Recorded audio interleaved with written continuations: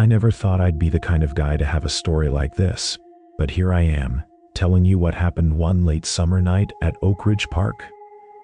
You know the type of place: quiet trails, kids playing during the day, joggers in the morning. But after dark it feels different. Empty, silent. I was out there with my dog, Milo. Just a casual walk around 10 p.m. I usually avoid late walks, but that night I needed to clear my head. The park was supposed to be closed by then, but the gate was open. That struck me as odd. As I wandered deeper, Milo suddenly stopped and stared into the bushes by the trail, his hackles raised, low growl coming out of him. That was unusual. He's usually calm. I shone my flashlight into the thicket, saw nothing but shadows. Then I heard a faint, almost inaudible cry for help. It was soft, but urgent. I called out, "Hello? Is someone there?" No answer, just the rustling of leaves. I pulled out my phone to call 911. But when I hit dial, there was no signal, nothing, just dead air. I tried again and again, still nothing. I was about to walk back to the main road when I saw movement behind a cluster of trees. A young woman emerged, pale, her clothes torn, eyes wide with fear. She ran toward me but suddenly stopped. She looked behind her like something was chasing her. I grabbed her arm, but she slipped away and ran back into the woods. I was stunned. I shouted after her, but she vanished into the darkness.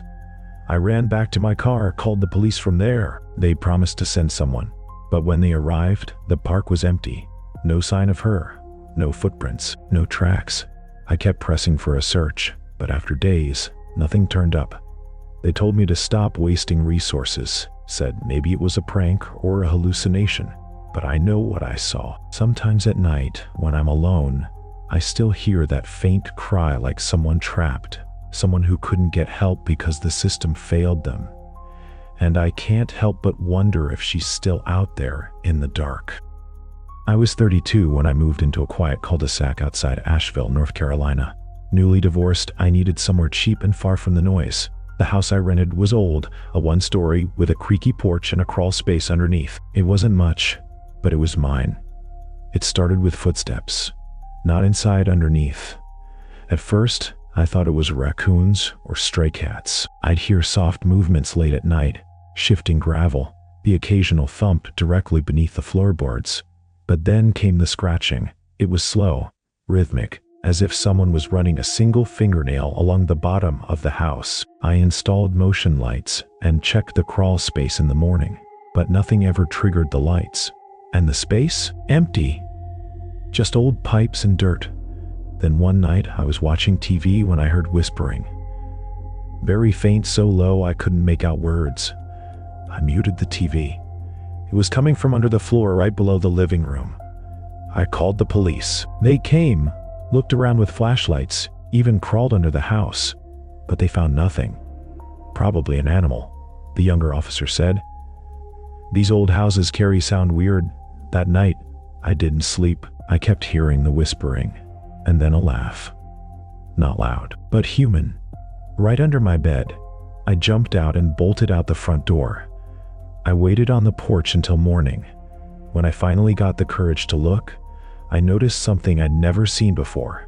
An old, rusted door at the back of the crawl space. It was small, barely big enough for a person to fit through. I called the police again.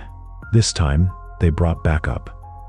Opened the crawl space, searched the whole area, and again, nothing. They told me to consider a therapist, but I knew what I'd heard. The next night, I put baby powder on the floor vents and taped a small mirror under the bed, pointing toward the floor. Around 3 a.m., I woke up to see the powder disturbed and in the mirror a hand, reaching up between the boards, then pulling back down. I moved out that week. The landlord called me a month later.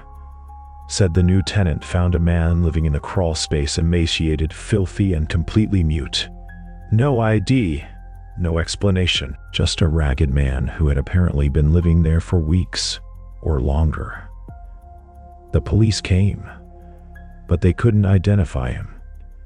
He didn't speak, and eventually he vanished from the hospital. They never found him again.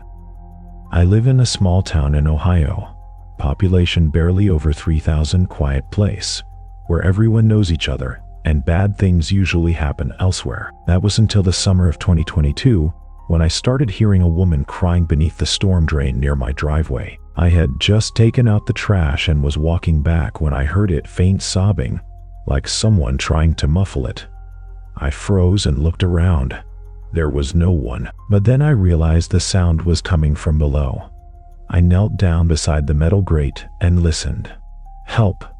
Please, I can't see a woman's voice." Soft, scared.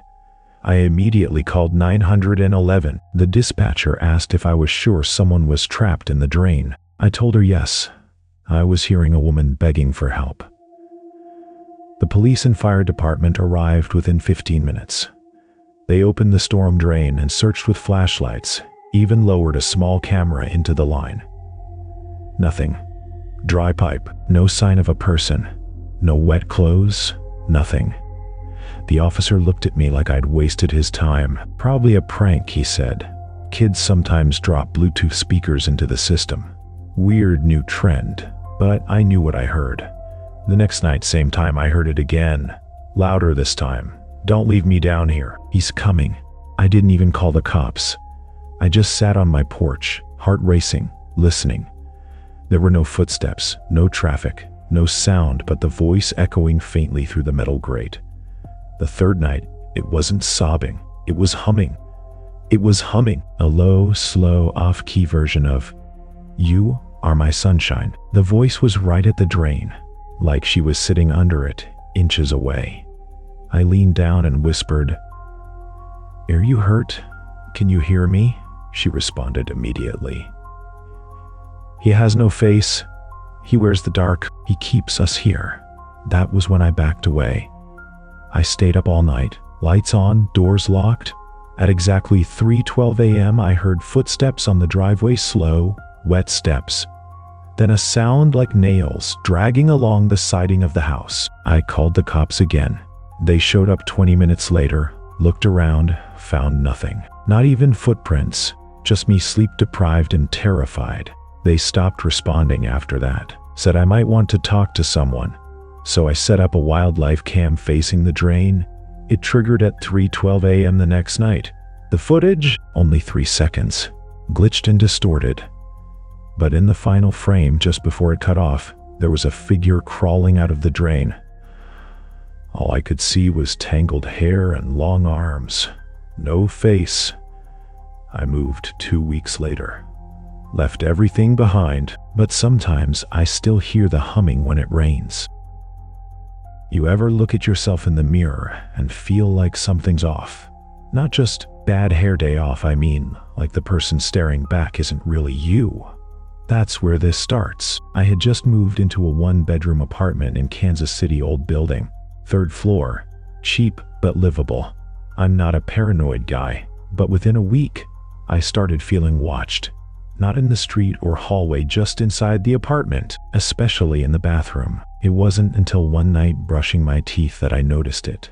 The guy in the mirror blinked too late. I blinked, and a full second later, he followed. I froze, toothpaste dripping from my lip. I thought maybe I was tired imagining things, but over the next few days, it kept happening. Delayed movements, slight mismatches in my expression. One night I waved and the guy in the mirror didn't move at all for 3 seconds, just stood there, grinning slightly. I called the building manager, told her the mirror might be warped or something. She came to check. I didn't say what I'd really seen, just asked if she could replace it. She looked uncomfortable. "You're in 3B, right?" "Yeah." Her face darkened. "No one's lived here more than 2 months since 2016. Not since the guy who, anyway. If the mirror's bothering you, take it down." So I did. Behind it, a hollow space, like the wall had been carved out, not deep, but big enough to hide something. Inside was a folded piece of paper, old, brittle, yellowed. Just one sentence written in what looked like charcoal. "He watches through your eyes." I reported it, showed it to the police. They shrugged, took a photo, tossed it in an evidence bag, and told me it was probably junk from the last tenant. I asked if anyone had died there. They said that information wasn't public. That night, the mirror, which I'd taken down and placed against the wall, had moved across the room when I woke up. It was propped against the closet, and the reflection was smiling. I didn't call the cops again. What could I say? My reflection stalking me. Instead, I covered the mirror, duct taped a blanket over it, and started sleeping on the couch. But the dreams got worse, dreams of drowning in black water, of something crawling inside my skin, of seeing myself watching me from the other side of glass. It got worse every night. One night, I woke up to find every reflective surface in the apartment uncovered: windows, microwave, TV screen, and every single one showed me standing perfectly still behind myself. I ran. I didn't grab anything. I just bolted, barefoot, middle of the night. Called the cops from a gas station 2 blocks away. They investigated. Said no signs of forced entry. Said the apartment looked normal. Said I should talk to someone. But here's the thing: I never told them which blanket was covering the mirror. And when I returned the next day to get my stuff, that exact blanket was folded neatly on my bed. The mirror was back on the wall, and the reflection winked at me. I left the state the next morning, but some nights if I catch my reflection off guard, I swear I see it still smiling. And it's not my smile.